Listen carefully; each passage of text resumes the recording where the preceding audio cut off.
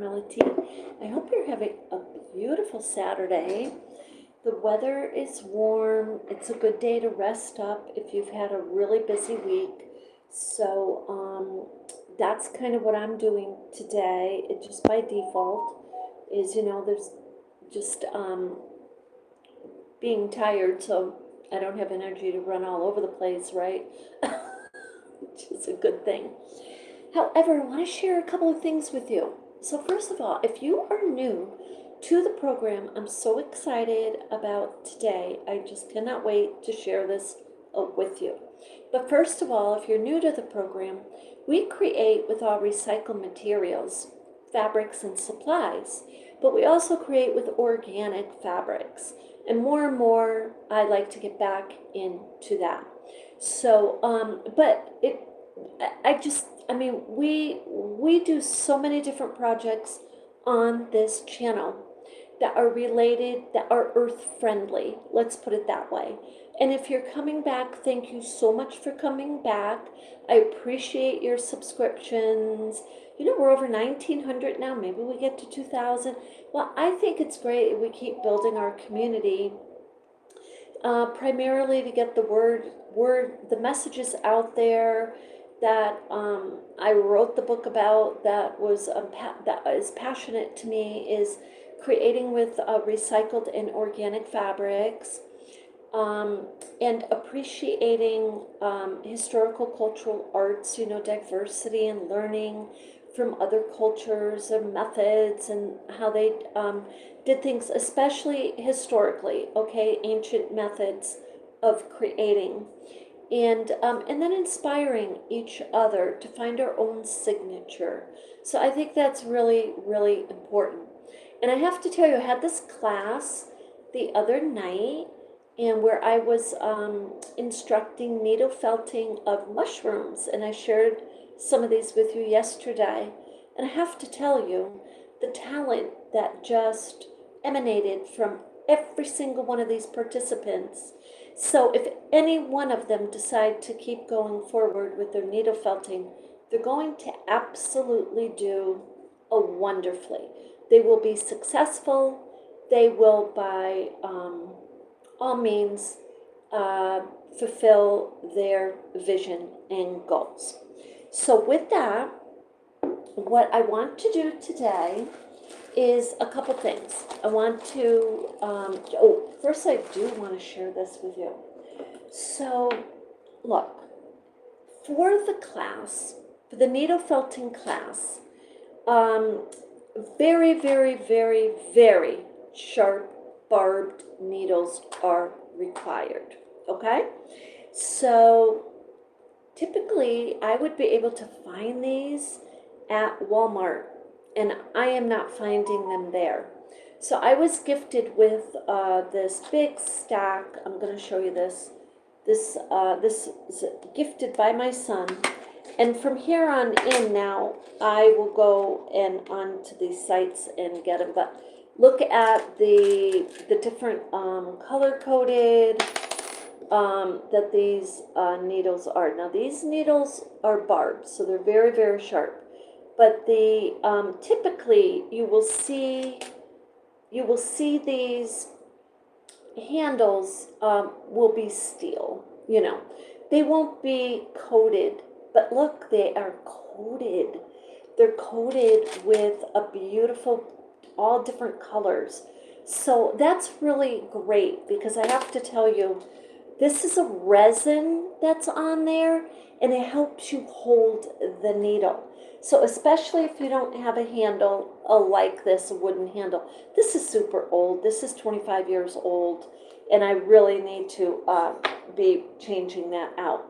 But, so anyway, these were gifted to me. So off of Temu, okay? They were off of Temu, T-E-M-U. If you don't know that site, check it out. So the prices are good. But the reason I'm giving you that information is because, yes, I have not found these at all at the Walmart. And when I instruct a class, I really, really want to have especially for needle felting, I want to have the supplies going in, because people, they don't know where to get these. And now, it seems to me anyway, there's some shortages out there of these needle felting needles. Okay, so wanted to share that. Now the other thing I want to share with you is, so I got an email and about an exhibit that I knew was coming up, but I really thought I missed the date. And because I was primarily getting ready for this class, and we were getting more and more participants, so I want to make sure I had everything ready. Plus, I work a couple of days a week, and then I did a little volunteer at a theatrical organization. So all in all, basically, I felt like I missed the opportunity to create an art piece for this upcoming exhibit, but I didn't.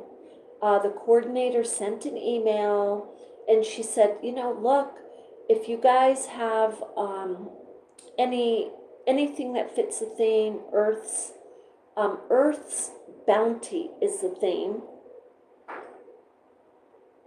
and I probably could just pull some artwork, but I'm going to tell you what I'm going to do.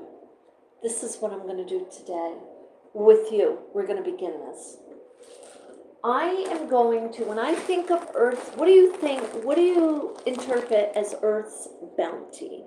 So what I interpret is the idea, that, you could go on and on and on with this one.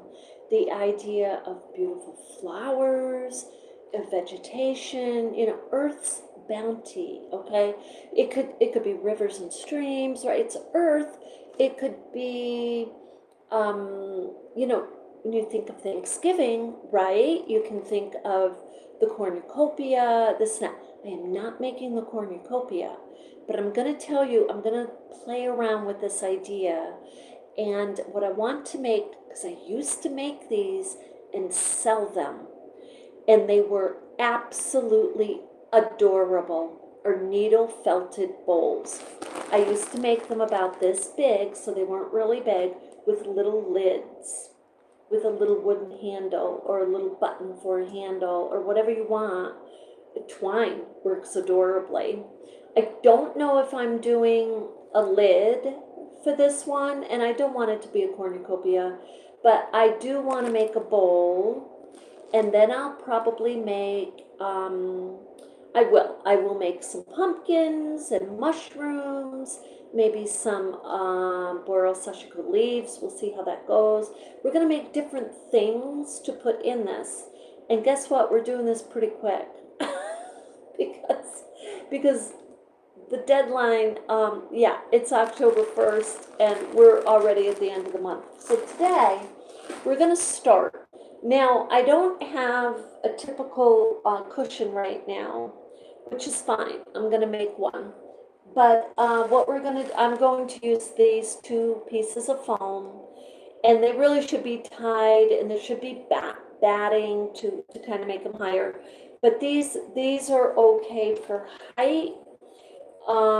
And I would say if you're a beginner, especially, just make sure you tie them or sew them together. These are about 2 inches. I say about 3 or 4. About 3 or 4 inches. I recommend highly, and to be a little bit wider. So these are 8 inches is good. 8 by 8. That's about what this is. This is about 8 and a half. Okay. So what we're going to do, I'm going to start with a sheep's wool. Okay, and this wool I got in Vermont, and I plan to visit this farm again soon, within the next few weeks, and get some more wool. So let's see. So what were the first? So I'm going to put this down for those of you who are really interested in needle felting. I'm going to put this down. Let's see if you can see that.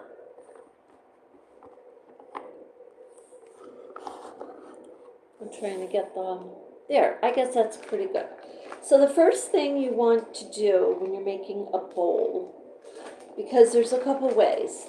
Just like the mushrooms we made in the class the other day, making a bowl is pretty much the same process. The only thing is it's going to be much larger, right?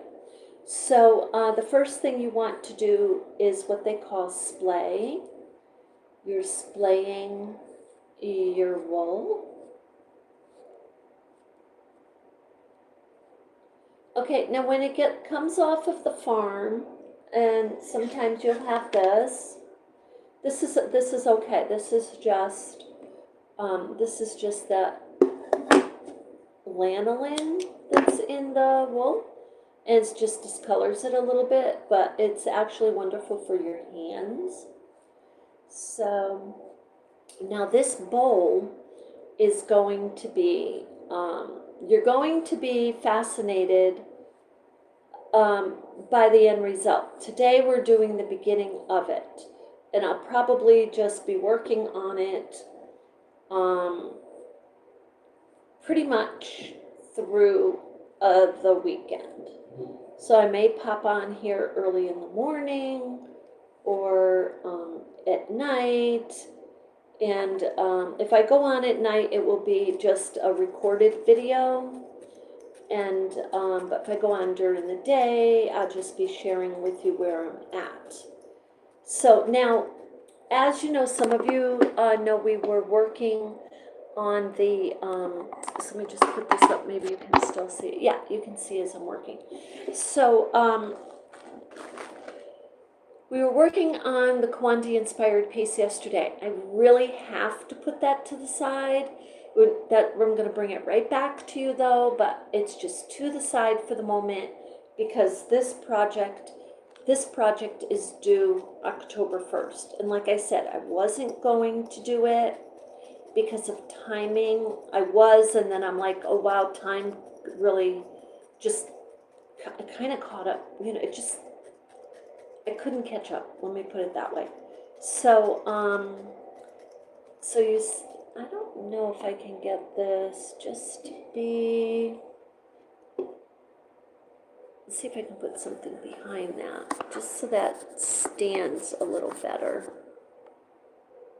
Yeah, I think that's a little bit, you can see that a little bit better, the surface. So what I'm doing essentially is creating a circle. That's the very first thing you do to create a bowl. Now there's many different ways to do this. You can have what they call a model. It's a ball, and I'm going to show you in a few minutes because what I do is I first do the flat circle. I just want to see and kind of get a perspective of the size and measure of the circle, and it's going to almost be too big for this cushion that I have. So I may have to double up the cushions and like lengthwise. And I should have, yeah, I do have 2 more. So we're just going to kind of work this like this right now. And this is really being the center of the bowl. But the reason you use your models is because it just is so much easier, because if you don't use your models to shape your pieces, they will, you could be doing it for a really long time because you're not, for some reason, hooking, because that's what this is all about, is the fibers, the wool fibers are hooking into each other with the barbed needle. And the needle's very sharp. One thing I was telling my class the other night is the first thing I said to them, I talked about safety. Number 1, be super, super careful of how you're using the needle, and then we talked about that. And then, and be super, super careful, because then, so protect your hands, but be careful with the needle because it could break.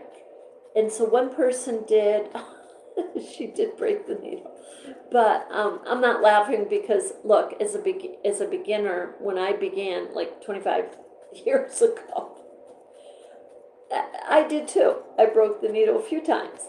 And most people do, most beginners do. And the reasons are usually because they're jabbing it too deeply, and the wool is starting to get thick and they're jabbing it. And then they start jabbing it on an angle. That's just something you start to do and you shouldn't do. So we were talking about tips and tricks and different ways. So now what I have to do here is get two more, I can't hear, get another piece, and hopefully we have enough room. We may have to go like this. I'm gonna put my coffee over here.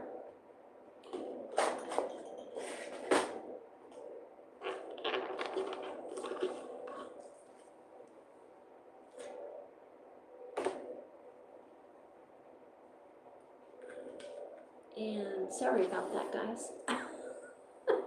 I'm just kind of moving everything here. Okay, so typically, yeah, you'd want to bed something like this, a cushion, with the batting ideally on top of the foam, just like the ones I showed you the other day. But this foam is a little loose, it really is. So what I'm doing is just kind of using my cushions here, and I just need to just get myself a little bit more surface space. And I'm going to tell you something. When I was making these years ago, I loved the process. I absolutely loved the process, and I miss it. And the bowls are one of my favorite. I do love making the polar bears, and people have asked me, they said, Carmella, why don't you be making other bears? You know, like the brown bears, the black bears. So I really do have to do that, because in Vermont, I believe Vermont, we have the black bear. That's our bear. And so I'll have to definitely be focusing on that. So you see when I'm pulling the splay, I get little pieces like that. And that piece is kind of matted, or you want to say it's felted. Really, it's felted with lanolin. It's pretty cool. But can you use it? Of course. Yes, you can use it. When you splay, you want to pull these completely apart. We had a few students, they were kind of just going like they were afraid to pull it. Yeah, pull it apart, because you want it to be going in different directions. That's the best way. And so anyway, if anyone is out there needle felting, let me know what type of items you're making with your needle felting. You know, are you making animals? Are you making centerpieces? What is it you're making with your needle felting? I would love to know, and just kind of share that. This bowl, when you make a needle felted bowl, you can essentially decorate it any way you want, because then it becomes fabric. So this one is going to be, this is not going to be small, it's going to be a large. So that's why I need my surface area. And see if I can get a little bit more foam here. And let's see. Yeah, this will be good like that. And essentially, you want the cushion or whatever you're using for your needle felting to have all that space to work with. If you don't, and part of the project is going off of the cushion, that's okay. The only thing you want to look out for, because mine is going to go off of it a little, but you just want to keep your perspective and be really super careful with the needle felting needle when you're moving your wool and you're shifting it and moving it to needle felt it. That's the only thing I would say. If you're able to get a larger cushion for whatever it is you're making, that's ideal. Okay, now what I'm doing, I'm lifting this up, you see, and I'm looking for the thinner places of it. And up here it's kind of thin, okay? But I'm gonna build around this circle. And and there's many different ways that you can, so I'm overlapping the splay and just going around the circle. So I'm building the diameter of it out. And there's different ways to do this. And everybody has a way that works best for them. When people tell me there's a specific way to do it, I kind of cringe because I've done this long enough to know that some people just are not comfortable with certain techniques, and then they create their own techniques as they go along. I've seen it over and over, and that's creativity. So, okay, so I'm going to just move that up a little, and I'm overlapping the rest of it so you can see. Well, you'll see it as we're felting it now. So now I'm just widening the diameter of this circle. Now, one of the other things that was happening in the class, and this is a very common occurrence, is as you're learning to use your needle felting needle, okay, you kind of start sweeping it. You sweep a little bit of the wool, kind of just like I'm doing, a little bit over to the side. The only thing you want to be careful with that is if you end up sweeping wool that is already felted. So then the needle won't move, you know what I mean? And then it will break that, it could break that way too. So there's a whole bunch of different ways it can break. The best way for it not to break is keep it straight and a methodical up and down, almost mechanical motion, not really super fast. Because when you go super fast, what happens is it will not felt as well, because the barbs don't get a chance to hook the fibers of the wool really well. So you see, okay, this needs more felting, but it's bigger, okay? And we want that. So we're going to do both sides, and that just helps you to get it more felt, get it solidified, because you don't want it to be cushiony unless you are absolute. The other thing I was thinking, and I don't know about you, but when you think of Earth's bounty, like I said, it could just be almost, there's hundreds of things that could represent Earth's bounty. A nest. I was thinking, and I was just looking at my little finches over here. I was thinking of a nest, and making this round like this. I made a nest for a friend of mine many years ago, and I made it solid, like inside the nest, but outside of the nest, I used the beautiful texture of the wool to kind of have it like a fluffy effect, just so it was really pretty. So there's just a lot of different things you could do, but a nest is something really nice too. So, I may end up making a few pieces when it's all said and done, and then decide what I'm going to do. I want to put things into this bowl.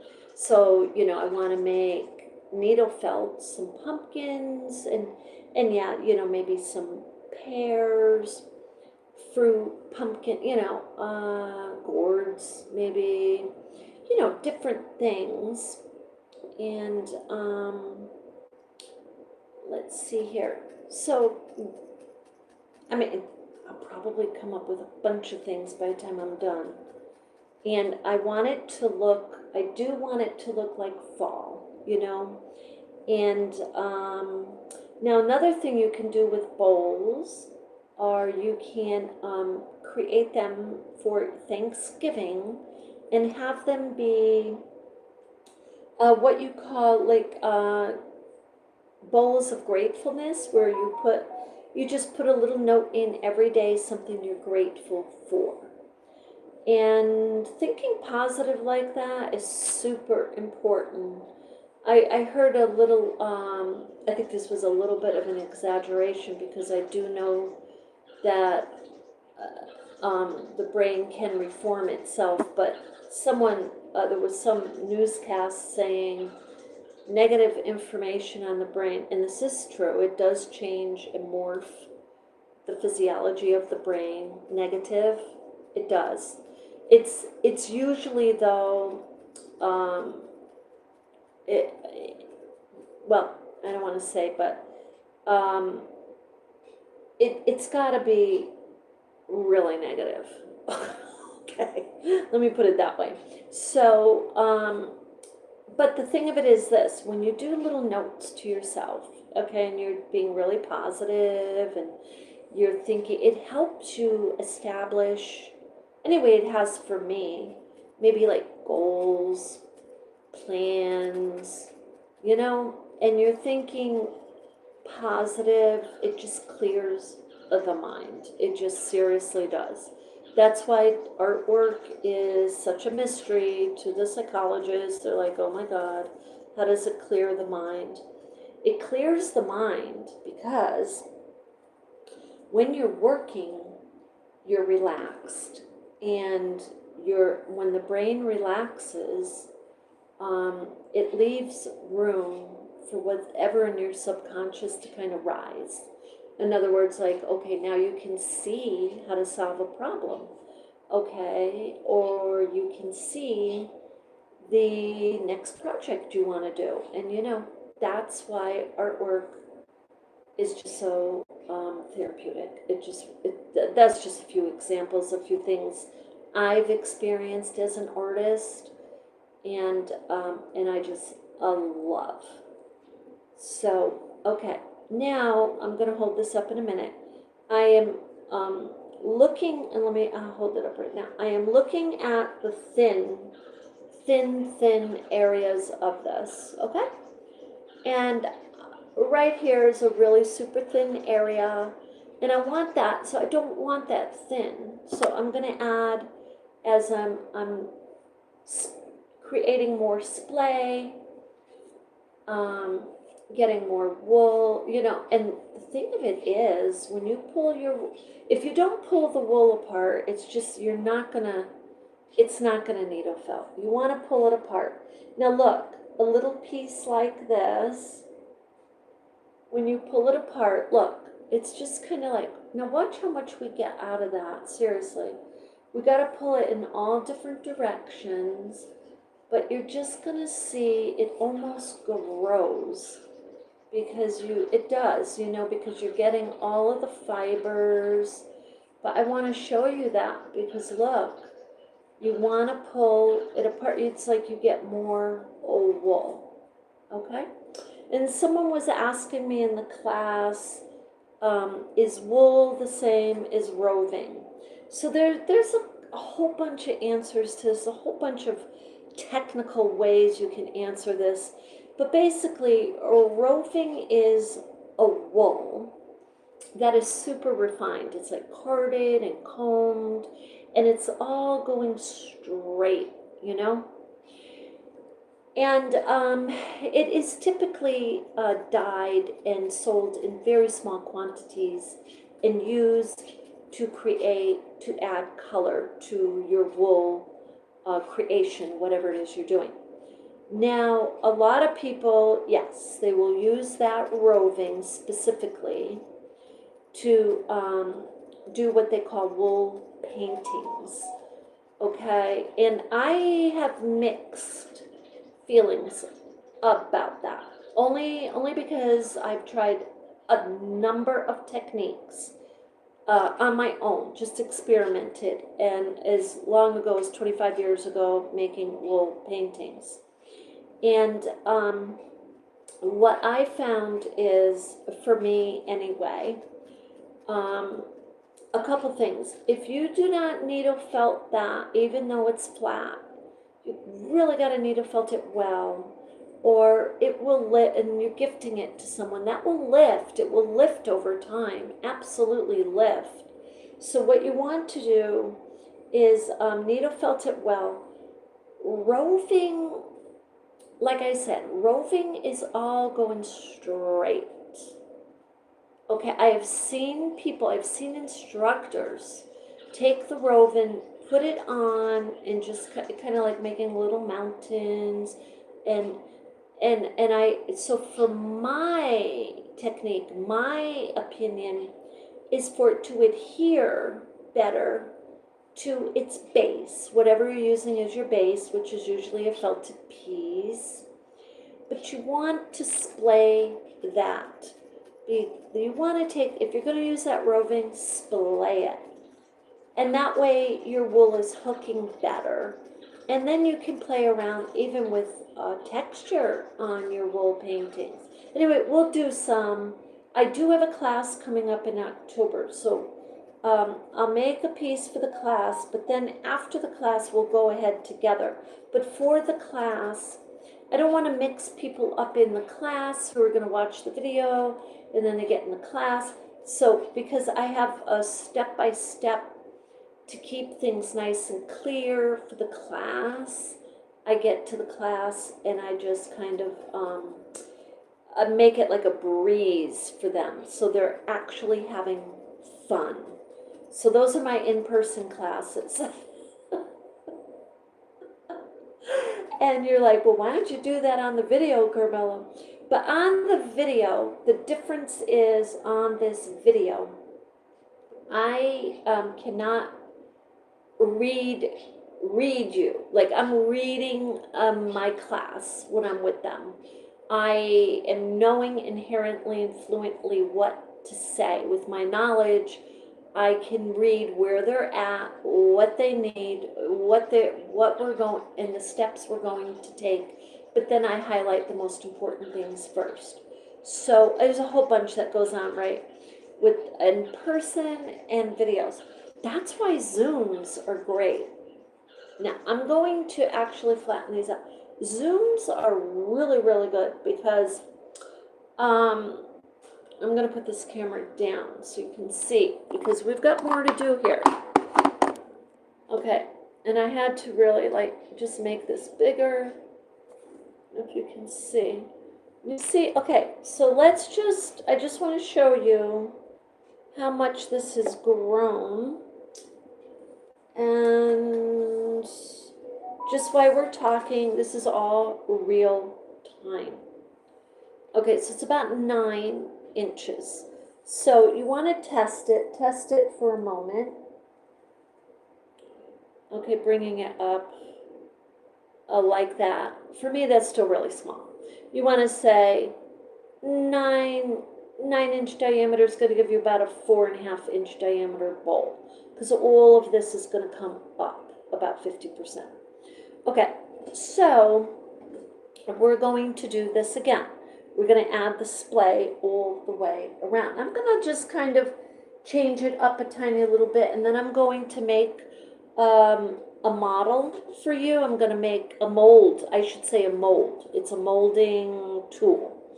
And I'll show you how to do that, okay? So first, what I want to do is I want to get some color, and this is not a roving. This is dyed wool, you see? This is some pink, this is yellow. This is actually the natural color of the sheep, which I absolutely am crazy about. If I can get this again, it's like a fawn, beige, blonde. It's gorgeous, gorgeous, gorgeous. I mean, beyond, I can't even express it. I love it. And then we're going to put, I want to get some of this here too. So some of these colors, okay? So just going to splay all of these, and then I'm just going to add them going straight around for those of you who are interested in needle felting. I had a number of people who were super interested over in Milton Artist Guild and had asked me specifically they wanted to take a class by me, from me up there in Milton. And it did not happen, unfortunately. And so I'm hoping that they're watching this, because they were super interested, and I felt really bad that it just did not occur. And because I love instructing and encouraging and inspiring other artisans to create. So we're just going to go around this whole, and if you're out there and you have any questions, because you're a new needle felter, let me know. So I'm just going to put that over there. So I'm just overlapping on this side over here.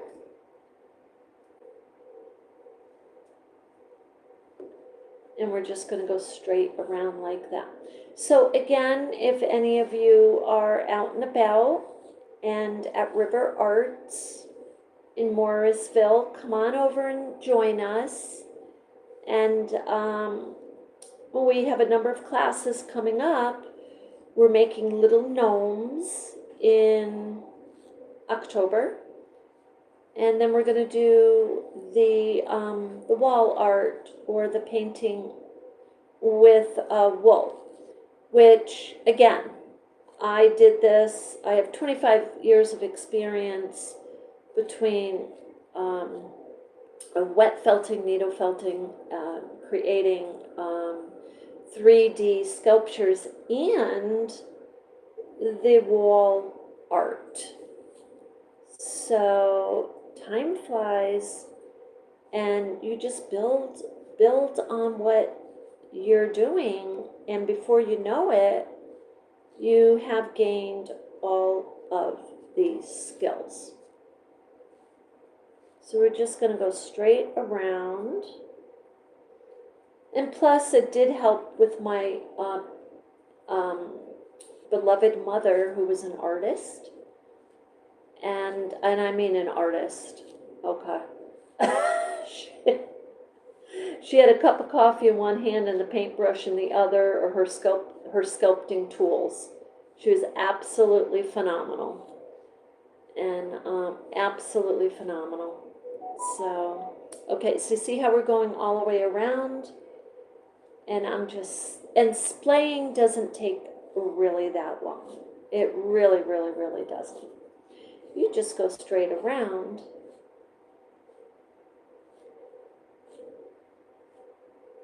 And if you get a piece that doesn't want to splay just like that, just kind of put it to the side.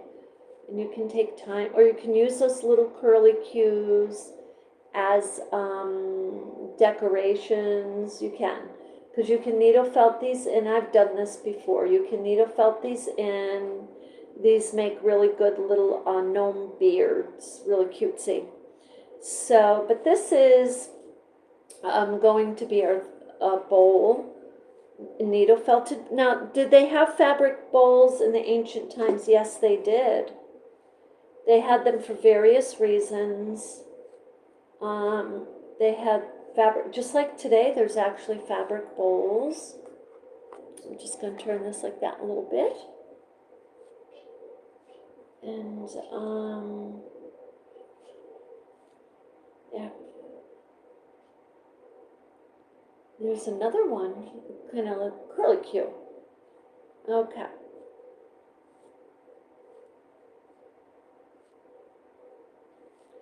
Okay, so we probably need just a little bit more right there.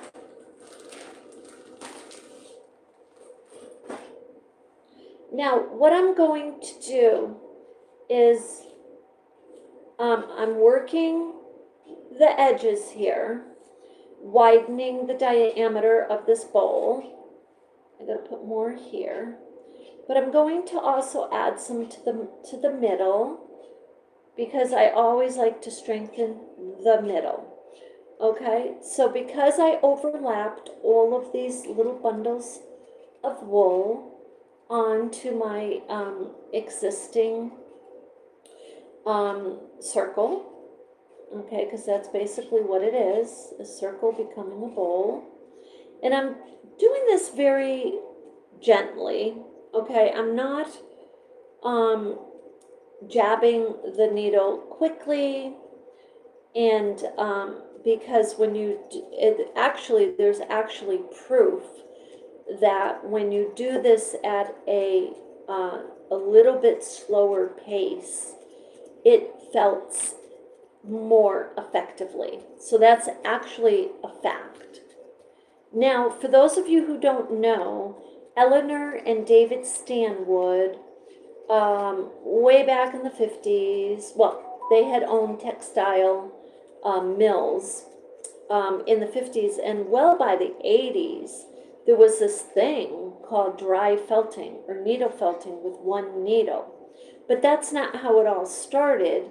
It all started way back in the early 1800s, where manufacturing textile mills had thousands of these needles situated in a wooden frame, and that was part of a press that would press down the wool or the cotton or whatever fibers, it was primarily wool, that they were working with, and to create mattresses, to create beds, mattresses and mats and rugs. So there is nobody, unfortunately, who has been, who gets the credit for creating the barbed needle itself, but Eleanor, I think her name's Eleanor Stanwood. Yes, Eleanor and David Stanwood get credit for taking the one barbed needle and figured out how to take that one needle and start to create 3D. They started to make like 3D soft sculptures of tigers and animals, lions, yes, and bears, giraffes. They were from Belgium, and but they became known for this, okay? And they just promoted the technique.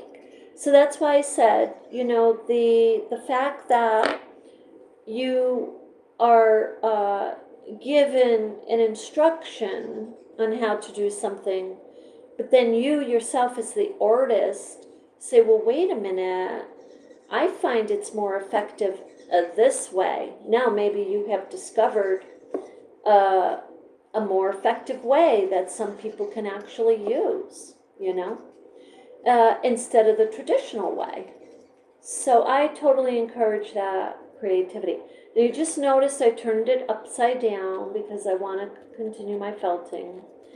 And so you're saying, wow, that looks pretty, it's nice and cushiony.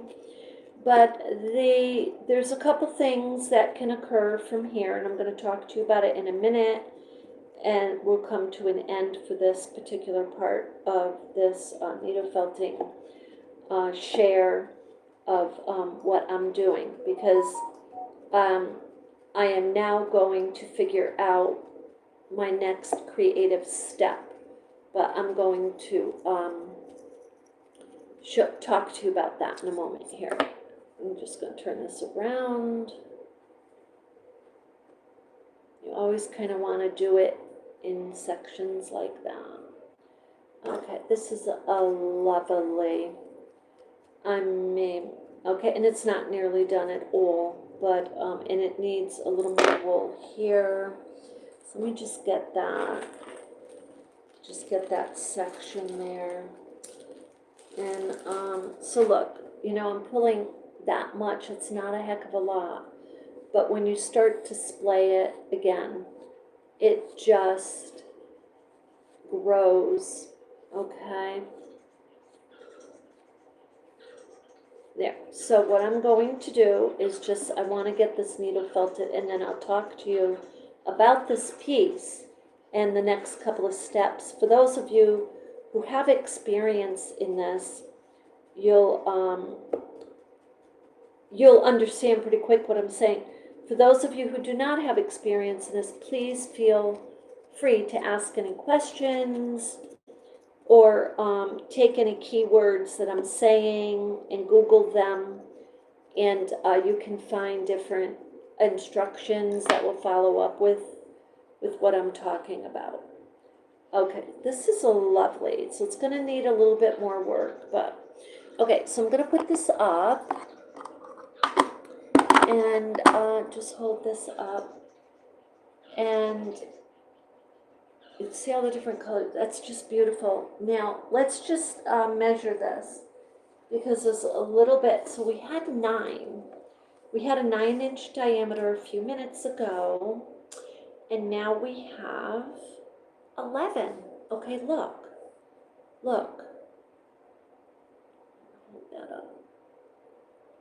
Okay, now we have 11. Okay, now, so 11, when we kind of go like this, I'm going to show you the mold in a minute. We're going to do it. It's going to be very easy. You're not going to believe it. But, okay, so this bowl is very close to the size that I want. Now, for a bowl, what you want to do is you can take anything that your needle is going to go through. So it can be foam, it can be batting. This particular batting, for some reason, I'm just pulling this apart, this has some qualities in it that's allowing me to needle felt it. Now, if you put batting, some people were asking me in the class, well, people fill their pieces, like their animals, like they'll make a bear, but they'll make, like the body of the bear will be, inside will be cardboard, or it will be batting, like this. And so when I make a piece, it's 100% wool. And I just like, as an artist, the consistency of the materials. And because over time, because wool breathes, it will, little air pockets will be created throughout the piece.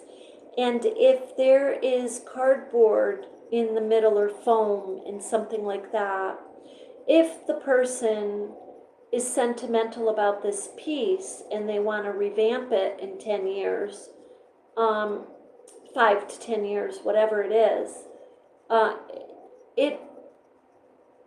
it's going to be a little difficult. It will be much, much easier with wool. Let me put it that way, for the artist who is going to revamp that. So look, you say, well, Carmella, you're sitting there needle felt pattern. This is only to make a mold. And yes, you can needle felt it in, but it's not the same quality at all, right? Not at all. So anyway, that's my opinion. I just like to stay with 100% natural if possible.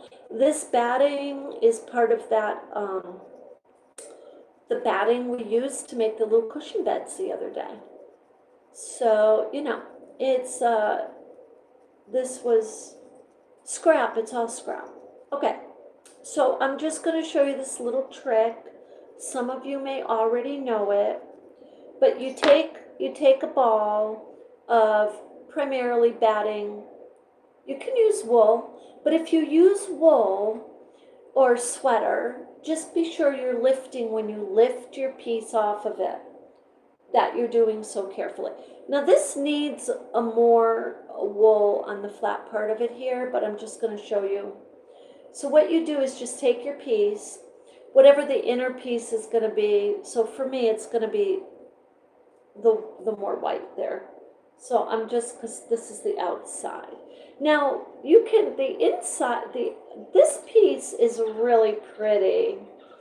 I mean, I just love both sides. Okay, so anyway, we're just gonna put it over there. So what happens is, as you, and I was teaching them in the class for mushrooms, as you're felting around this, I'm gonna put it here. What happens is this needle felting needle, this dry felting needle, this is like a sewing needle.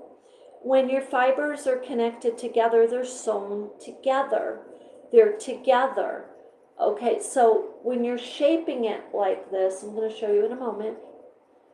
And I feel that needs to be moved over a little tiny bit.